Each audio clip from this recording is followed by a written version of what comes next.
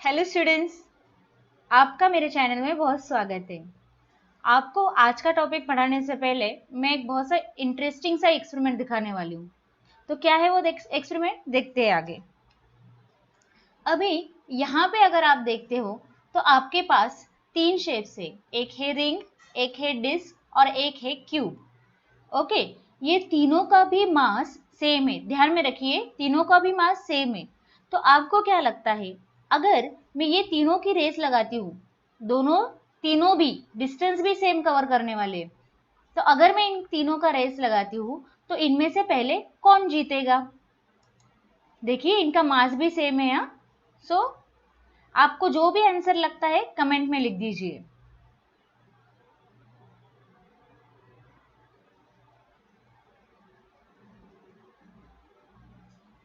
सो देखिए, यहाँ पे तीनों का मास सेम था, तो हम में से कुछ लोगों ने बोला कि तीनों साथ में आएंगे अगर मास सेम है, और किसी किसी ने बोला कि ये जो रिंग है ना, ये सबसे आगे आएगा या तो सबसे पहले आएगा।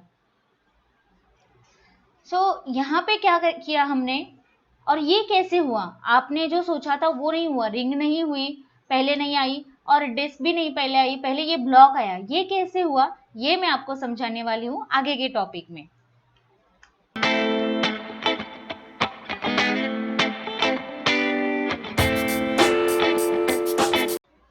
तो मोमेंट ऑफ इनर्शिया पढ़ने से पहले आप सबको पता होना चाहिए कि यहाँ पे रिजिड बॉडी का मतलब क्या होता है। रिजिड बॉडी मतलब ऐसा ऑब्जेक्ट जो मूव होने के बाद दो पार्टिकल्स के बीच में जो डिस्टेंस है ना, वो चेंज नहीं होना चाहिए। सो देखो, अभी ये ए, बी और सी, अगर ये तीन पार्ट हम कंसिडर करते हैं और ये अगर गाड़ी आगे जाती है तो ये तीनों में जो डिस्टेंस है वो चेंज नहीं होना चाहिए।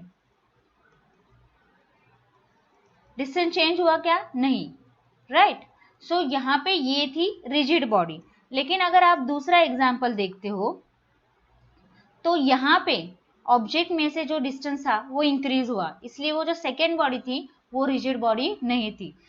बहुत इजी एग्जाम्पल देती हूँ। शायद आप लोगों में से बहुत सारे लोगों ने एक बॉल और उसको अगर ऐसे इलास्टिक रबर अगर हमने टाई किया है, वैसे टाइप का एक खिलौना देखा होगा कि जैसे ही आप वो बॉल को पुश करते हो तो जो इलास्टिक स्ट्रिंग होती है ना, वो स्ट्रेच होती है। स्ट्रेच होती है मतलब मोशन होने के वक्त वो ऑब्जेक्ट उसकी लेंथ बढ़ती है। तो आप इमेजिन करो कि अगर आपने घर में जो फैन इंस्टॉल किया है उसके ब्लेड जब घूमते हैं, अगर उनकी लेंथ इंक्रीज होने लगी तो आप वो फैन अफोर्ड कर पाएंगे क्या? नहीं। तो आपको क्या चाहिए? रिजिड बॉडी, मतलब पार्टिकल्स के बीच में जो डिस्टेंस है वो क्या रहना चाहिए? कांस्टेंट रहना चाहिए, वो चेंज नहीं होना चाहिए। तो ये था रिजिड बॉडी का डेफिनेशन। ध्यान में रखिए, distance between two particles remains same, distance बिल्कुल चेंज नहीं होता। कौन कौन से ऑब्जेक्ट्स होते हैं रिजिड बॉडी? तो बहुत सिंपल है, डस्टर होता है, कार होता है, बॉल होता है, या सिंपल सा ये जो एग्जांपल हमारा मोबाइल, वो भी हो सकता है, या तो ये पेंसिल, पेंसिल भी क्या है? रिजिड बॉडी है। जब मैं ये पेंसिल को मूव करूंगी तो उनके पार्टिकल्स का डिस्टेंस चेंज नहीं होगा, उतना ही रहेगा। ओके,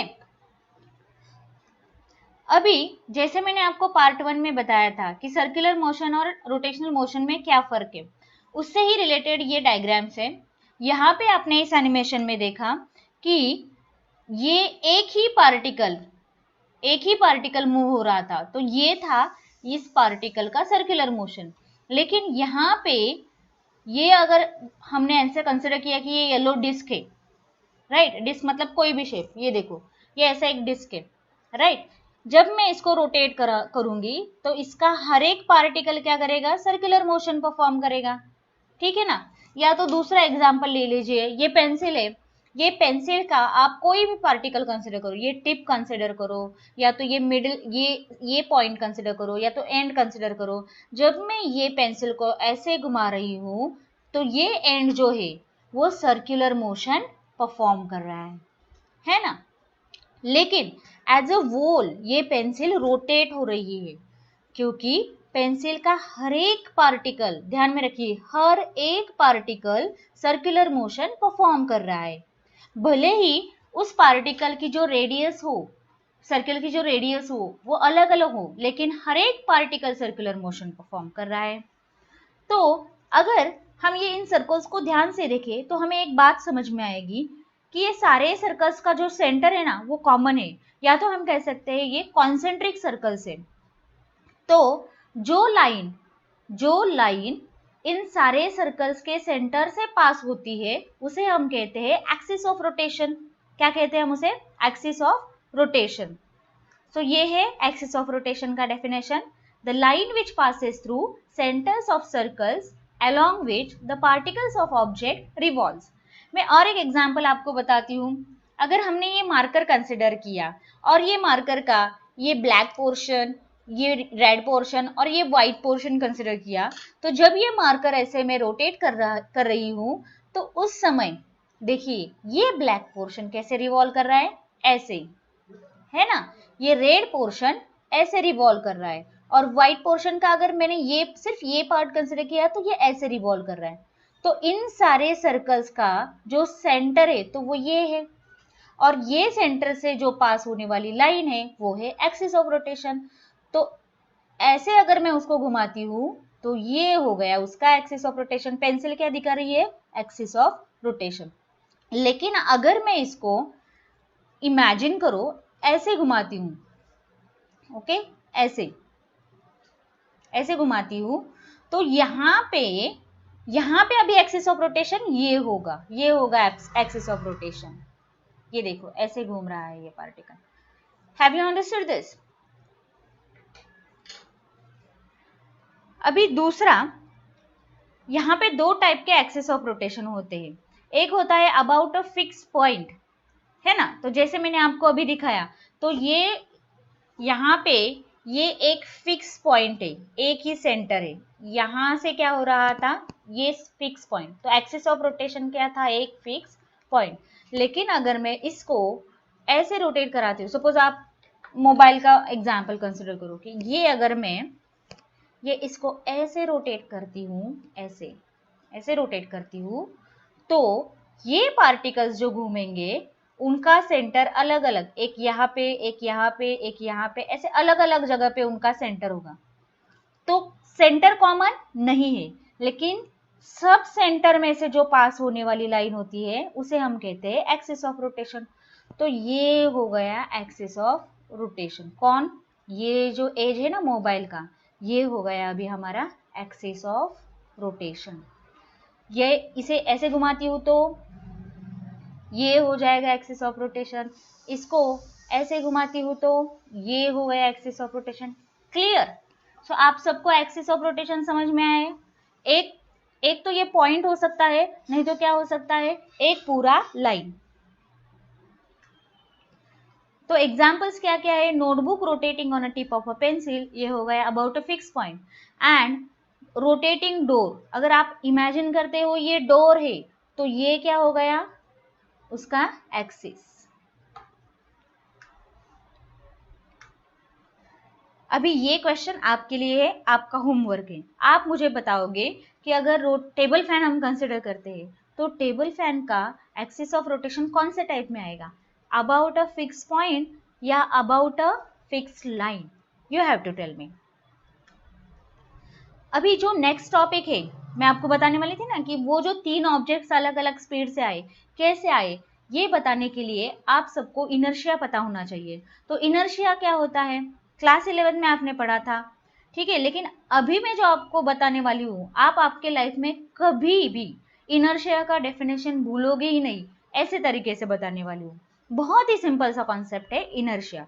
तो इमेजिन करो आप आराम से घर पे बैठे टीवी देख रहे हो, है ना, और यहाँ पे आपकी मम्मी आती है और आप यहाँ पे रेस्ट में मुंह हो रहे हो क्या? नहीं, आराम से एक जगह पे बैठे हो। मम्मी आती है और बोलती है बेटा जरा सामने की शॉप से 1 किलो शुगर लेके आओ, शक्कर लेके आओ। तो आपका रिएक्शन क्या होगा? मैं क्यों, किसी और को बोलो ना। तो यहाँ पे आपने क्या किया? आप बैठे थे तो आपने रेजिस्ट किया मोशन में आने के लिए, राइट, मूव होने के लिए। तो ऐसा होता है क्या कि हमेशा हम जो रेजिस्ट करते हैं वो मोशन में मूव होने के लिए ही करते हैं? तो नहीं। मैं दूसरा एग्जाम्पल आपको देती हूँ। इमेजिन करो आप अपने दोस्तों के साथ खेल रहे हो, है ना, और फिर से आपकी मम्मी आके आपको कहती है बेटा बाहर बहुत धूप हो गई है, अंदर आ जाओ। तो आपका अगला रिएक्शन, क्यों माँ, अभी तो खेल रहा था मैं। तो यहाँ पे आप ऑलरेडी मोशन में थे, आप मूव हो रहे थे, आपने रेजिस्ट कैसे किया, नहीं मुझे बैठना नहीं है, don't wanted to come to rest, right. So every object, not only you, कोई भी ऑब्जेक्ट रहने दो, अगर वो मोशन में है तो मोशन में रहना चाहता है, अगर वो स्टेडी है तो स्टेडी रहना चाहता है, अगर एक डायरेक्शन में जा रहा है तो उसी डायरेक्शन में जाना चाहता है।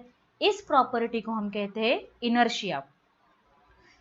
दूसरा जो फिजिक्स से रिलेटेड एज सच एग्जाम्पल जो है वो मैं बताती हूँ आपको, कि अगर जब तक आप जो बॉल है जो मूव हो रहा है, जब तक आप उसको फोर्स नहीं अप्लाई करते, आप उसको स्टॉप नहीं करते, वो स्टॉप नहीं होगा, है ना। लेकिन जब आप, और या तो दूसरा एग्जाम्पल सिंपल वाला, एकदम सिंपल वाला, जब आप फैन बंद करते हो तो फैन ऐसे आपने स्विच बंद किया इमीडिएटली ऑफ हो जाता है क्या, नहीं, फैन थोड़े धीरे धीरे ऐसे घूमते हुए फिर स्टॉप होता है। तो ये क्यों होता है, तो वो होता है inertia of motion.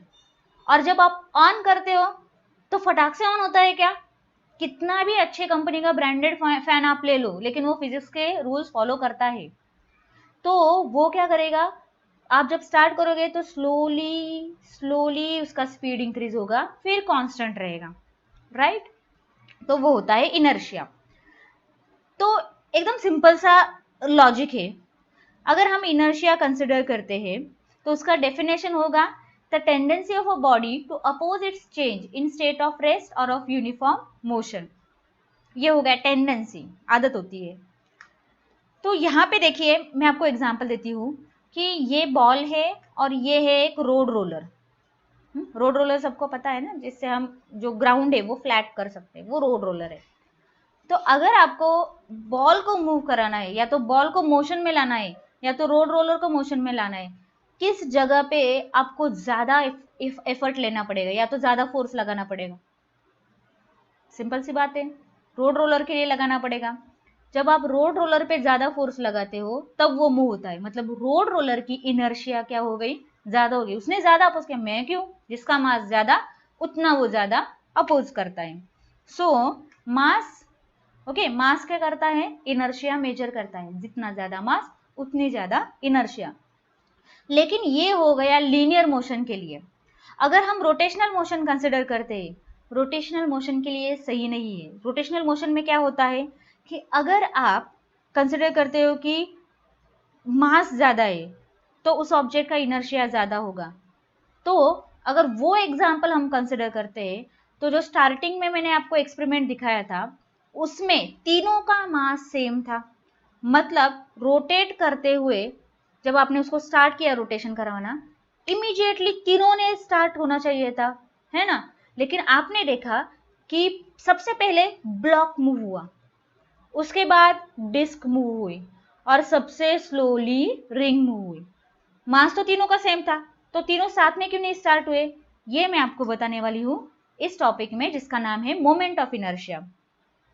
So moment of inertia का फॉर्मूला क्या होता है, ये हमें कैलकुलेट करना है। तो हम क्या करेंगे, पहले रोटेटिंग बॉडी की काइनेटिक एनर्जी कैलकुलेट करेंगे, राइट। सो आप सबको पता है रिजिड बॉडी, रिजिड बॉडी मतलब जिसका शेप चेंज नहीं होता, ये है एक रिजिड बॉडी। कभी कभी हम बोलते हैं ना कि कोई पर्सन भी बहुत रिजिड है, अरे उससे तो बात ही मत करो, वो बहुत रिजिड है। रिजिड मतलब क्या, वो आप कुछ भी बोलो वो नहीं सुनेगा, उसको जो लगता है वही करेगा, उसका ओपिनियन इजीली चेंज नहीं होता है। तो सिमिलरली यहाँ पे रिजिड बॉडी के लिए भी डिस्टेंस इजीली चेंज नहीं होता है। ये है एक्सिस ऑफ रोटेशन। उसके बाद ये जो रोटेट कर रहा है वो क्लॉकवाइज रोटेट कर रहा है, रिजिड बॉडी ऐसे, ये ऐसे घूम रही है, ठीक है। तो ओमेगा उसका कांस्टेंट एंगुलर स्पीड है, ध्यान में रखिए, स्पीड, एंगुलर स्पीड क्या है उसका, कांस्टेंट, हर एक पार्टिकल के लिए अलग नहीं है। ये है पॉइंट ओ जहां से एक्सिस ऑफ रोटेशन पास हो रहा है। ये है हमारा पहला पार्टिकल जिसका एक्सिस ऑफ रोटेशन से डिस्टेंस है r1, तो ये हो गया उसका रेडियस वेक्टर, और मास हो गया उसका m1, और उसकी लीनियर वेलोसिटी जो उस पॉइंट को टेंजेंशियल रहती है वो है v1। मतलब अगर हम ये ऐसा सर्कल कंसिडर करते हैं तो ये होगी लीनियर वेलोसिटी v1। उसके बाद दूसरा पार्टिकल जिसका डिस्टेंस है r2 और मास है m2 और ऑब्वियसली लीनियर वेलोसिटी क्या होगी, यस v2। तो तीसरे के लिए क्या होगी, मास m3, रेडियस वेक्टर r3 और वेलोसिटी वेक्टर v3। तो ये रोटेट हो रहा है। तो हम क्या करेंगे, अगर आपने लास्ट ईयर पढ़ाई अच्छे की होगी है ना, या तो आपको फिजिक्स अच्छा लगा होगा लास्ट ईयर, तो आपको एक बात याद होगी कि न्यूटन्स के जो लॉज होते हैं ना वो ऐसे एक्सटेंडेड ऑब्जेक्ट्स को अप्लाई नहीं करते। न्यूटन्स के लॉज पॉइंट मासेस को ही अप्लाई करते हैं। मतलब हम छोटे छोटे ऑब्जेक्ट के लिए न्यूटन्स के लॉज यूज कर सकते हैं। तो यहाँ पे ये पूरे ऑब्जेक्ट के लिए हम काइनेटिक एनर्जी डायरेक्टली नहीं कैलकुलेट कर सकते, हमें हर एक पार्टिकल के लिए कैलकुलेट करनी पड़ेगी और फिर हम उसको ऐड करेंगे और हमें टोटल एनर्जी मिलेगी। ठीक है, तो हम पहले पार्टिकल की काइनेटिक एनर्जी कैलकुलेट करते हैं।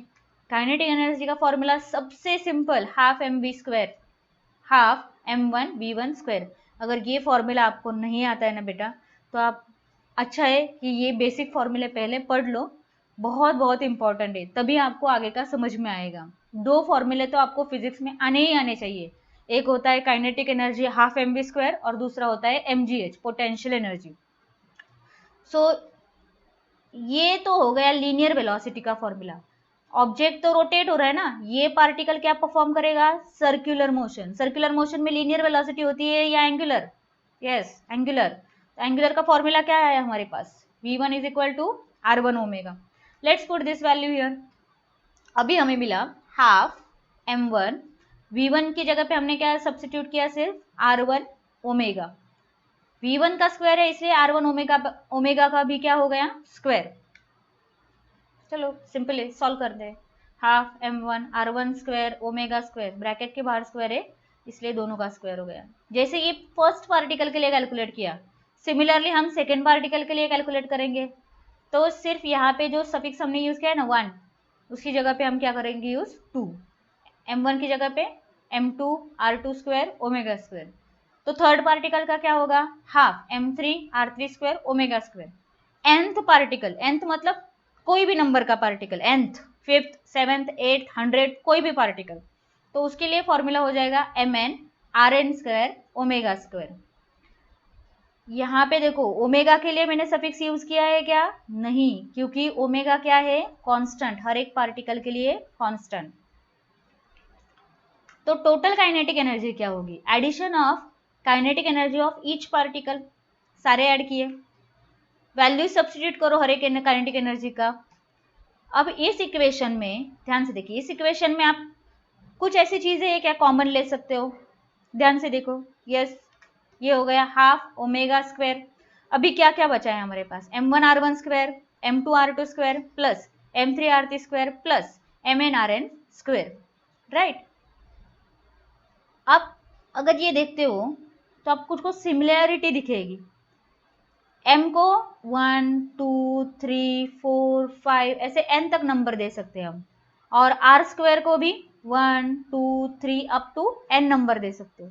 मतलब ये सबको मैं रिप्लेस करती हूँ एक और मैथमेटिकल ऑपरेशन जिसे कहते हैं हम समेशन। इसके जगह पे मैंने लिखा summation, summation i is from 1 to n। तो 1 की जगह पे मुझे क्या लेना है, कोई भी नंबर, तो इसलिए मैंने लिखा i, यहाँ पे भी r i स्क्वायर, ठीक है। तो let's put this summation mi ri square, और ये समेशन mi ri स्क्वायर, इसको इतना पूरा लिखने की जगह पे मैं सिर्फ i लिखती हूँ, फाइन। सो ये जो फॉर्मूला हो जाएगा वो हो गया half i omega square, okay. Linear motion में काइनेटिक एनर्जी का फॉर्मूला होता है हाफ mv स्क्वायर। तो देखो ये भी काइनेटिक एनर्जी, ये भी काइनेटिक एनर्जी, यहाँ पे भी हाफ, यहाँ पे भी हाफ, और v जो है v ये ओमेगा से एनालॉगस है, एनालॉगस मतलब दोनों का रोल क्या है, सेम है। तो यहाँ पे जो मास का रोल होगा है ना, लीनियर मोशन में जो मास का रोल होगा वो कौन परफॉर्म करेगा, I। तो इस I को कहते हैं हम मोमेंट ऑफ इनर्शिया। ठीक है, मास मतलब इनर्शिया, तो I मतलब रोटेशनल मोशन में मोमेंट ऑफ इनर्शिया। ठीक है, ये मोमेंट ऑफ इनर्शिया का ये फॉर्मूला है। सबको समझ में आया? तो यहाँ पे मोमेंट ऑफ इनर्शिया का रोल सेम होता है जैसे मास का होता है, मतलब जिस ऑब्जेक्ट की मोमेंट ऑफ इनर्शिया ज्यादा, वो ज्यादा अपोज करेगा रोटेशनल मोशन में, राइट? तो अगर हम रिकॉल करें तो हमारे पास जो 3 ऑब्जेक्ट थे, रिंग, डिस्क और ब्लॉक, इनमें से सबसे स्लो, सबसे लास्ट कौन मूव हुआ? तो रिंग, मतलब सबसे ज्यादा मोमेंट ऑफ इनर्शिया किसका है? I। किसका है ज्यादा? रिंग का। और सबसे कम किसका था? ब्लॉक का। मास सेम था लेकिन मोमेंट ऑफ इनर्शिया क्या था? अलग अलग था। तो इसलिए हम मोमेंट ऑफ इनर्शिया का डेफिनेशन देखते हैं। तो moment of inertia of a given body about a given axis of rotation is defined as, ये सबको पता है। अब फॉर्मूला से हमें डेफिनेशन लिखनी है। किससे लिखनी है? फॉर्मूला से। It is sum of product of mass of each particle and square of distance, और क्या था? distance between particle and axis of rotation। ठीक है, फॉर्मूला याद रखिए, MI/RI square is equal to moment of inertia. ये आगे का जो पूरा टॉपिक है ना, इसमें ये बहुत काम आने वाला है बच्चों। So next, moment of inertia कौन सी चीजों पे डिपेंड करता है? तो सबसे पहले ये देखो मास है ना, लेकिन अगर मास सेम हो तो किस पे डिपेंड करेगा? मटेरियल पे डिपेंड करता है। दूसरा डिपेंड करता है position of axis of rotation. ठीक है, position of axis of rotation, कहाँ पे एक्सिस ऑफ रोटेशन है? सो आप खुद भी ट्राई कर सकते हो। हाँ? ये देखो, ये है मोबाइल। ठीक है, अगर मुझे इस मोबाइल को ऐसे घुमाना है ना, ऐसे घुमाना है, तो मुझे बहुत कम एफर्ट लेना पड़ेगा। और अगर मुझे इसे देखो ऐसे घुमाना है तो मुझे थोड़ा सा ज्यादा एफर्ट लेना पड़ेगा। मैं यहाँ पे मोबाइल की ऐड नहीं कर रही हूँ, आप नोटबुक भी यूज कर सकते हो, आप ट्राई कर सकते हो। अब भी ट्राई करो कि एक बार नोटबुक लो और इसको ऐसे घुमाओ तो वो इजीली घूम जाएगा, राइट? लेकिन अगर आप उसका एक साइड फोल्ड करके अगर उसको रोटेट कराना चाहते हो तो आपको ज्यादा एफर्ट लगाना पड़ेगा। तो मोमेंट ऑफ इनर्शिया डिपेंड करता है position of axis of rotation. पहले यहां था, अब यहां है। दूसरा, शेप ऑफ ऑब्जेक्ट। मोबाइल को घुमाने को ज्यादा टाइम लगता है या तो एफर्ट लगता है, लेकिन वही अगर मैं डिस्क लेती हूँ, डिस्क को मैं इजीली घुमा सकती हूँ। देखो कितनी इजीली मैं उसको रोटेट कर पा रही हूँ। तो वो शेप पे भी डिपेंड करता है। और दूसरा तीसरा जो इंपॉर्टेंट फैक्टर होता है डिस्ट्रीब्यूशन ऑफ मास। अभी ये डिस्ट्रीब्यूशन ऑफ मास क्या होता है, ये देखो। अगर मैंने रिंग कंसिडर किया और डिस्क कंसिडर किया, दोनों का मास मैंने क्या लिया था? एक्सपेरिमेंट में सेम लिया था। लेकिन डिस्क के लिए जो मास है वो ऐसे यूनिफॉर्मली डिस्ट्रीब्यूटेड है। एक जगह पे इकट्ठा हुआ है क्या? नहीं, हर जगह पे ऐसे यूनिफॉर्मली डिस्ट्रीब्यूटेड है। लेकिन रिंग का अगर आप देखते हो, रिंग का सबसे ज्यादा मास कहाँ पे है? एंड में, यहाँ पे, ये जो है ना पेरिफेरल रीजन, यहाँ पे। मतलब जितना मास एक्सिस ऑफ रोटेशन से जितना दूर होगा, मास जितना एक्सिस ऑफ रोटेशन से दूर, उतना उसका मोमेंट ऑफ इनर्शिया ज्यादा। इसीलिए ये डिपेंड करता है डिस्ट्रीब्यूशन ऑफ मास पे भी। ठीक है, तो ये था हमारा आज का लेक्चर जिसमें हमने ये सारी चीजें पढ़ी। पहले आपने पढ़ा रिजिड बॉडी क्या होता है। जो रिजिड बॉडी होता है वो होता है distance between two particles. Rigid body is the body for which distance between two particles remains same. Axis of rotation क्या होता है? The line which passes through centres of all the circles. Inertia क्या होता है? Tendency to resist change either in a state of rest और motion और a direction. Next आपने पढ़ा काइनेटिक एनर्जी का फॉर्मूला जो था हाफ I ओमेगा स्क्वायर। और मोमेंट ऑफ इनर्शिया मतलब I का फॉर्मूला होता है summation I from 1 to n MI/RI square. ठीक है स्टूडेंट्स, तो यहाँ पे मैं आपको फिर से एक बार शॉर्ट में बताती हूँ कि जो हमने एक्सपेरिमेंट पहले किया था उसमें क्या हुआ था। रिंग का मोमेंट ऑफ इनर्शिया बहुत ज्यादा था क्योंकि उसका मास एक्सिस ऑफ रोटेशन से बहुत दूर था, ठीक है। डिस्क का मास सेम था लेकिन वो मास इवनली डिस्ट्रीब्यूटेड, कुछ एक्सिस ऑफ रोटेशन से पास था, कुछ एक्सिस ऑफ रोटेशन से दूर था, इसलिए उसका मोमेंट ऑफ इनर्शिया रिंग से थोड़ा सा कम था। लेकिन सबसे कम किसका था, तो क्यूब का था। क्यूब का जो शेप था ना, तो वो ऐसा था कि ज्यादा से ज्यादा मास कहाँ पे इकट्ठा था, एक्सिस ऑफ रोटेशन के पास था, इसीलिए क्यूब का मोमेंट ऑफ इनर्शिया सबसे कम था। इसीलिए मोशन में आने के लिए उसको बहुत कम फोर्स लगा और वो बहुत कम टाइम में नीचे आया, और सबसे ज्यादा टाइम रिंग को लगा क्योंकि उसका मोमेंट ऑफ इनर्शिया सबसे ज्यादा था। ओके, सो अगर आपको ये लेक्चर अच्छा लगा हो तो मेरे चैनल को सब्सक्राइब जरूर कीजिए और ये वीडियो को लाइक करना मत भूलिए। Thank you, bye bye.